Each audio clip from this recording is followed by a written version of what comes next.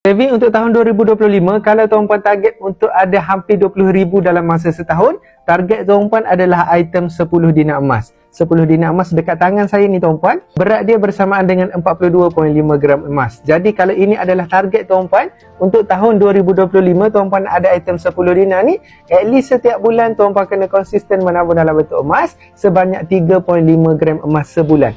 Jadi tuan-puan konsisten setiap bulan, cukup 12 bulan tuan-puan ada emas bersamaan dengan 42.5 gram emas bersamaan dengan 10 dinar emas ni. Jadi bila dah ada 10 dinar emas, tuan-puan boleh keluarkan dan pegang sendiri sama macam saya ni.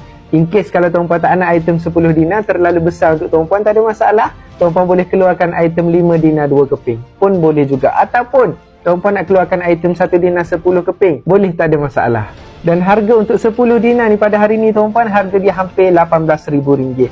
Dan untuk setahun yang akan datang, kita tak tahu waktu tu, mungkin harga 10 dinar ni dah hit 20,000 untuk satu keping 10 dinar ni, insyaAllah. Jadi konsisten sahaja menyimpan. Saya doakan tuan-puan, semoga semua yang tengah tengok video saya ni ada emas 10 dinar ni dalam simpanan masing-masing. InsyaAllah perkongsian santai, tapi sampai teruskan follow saya.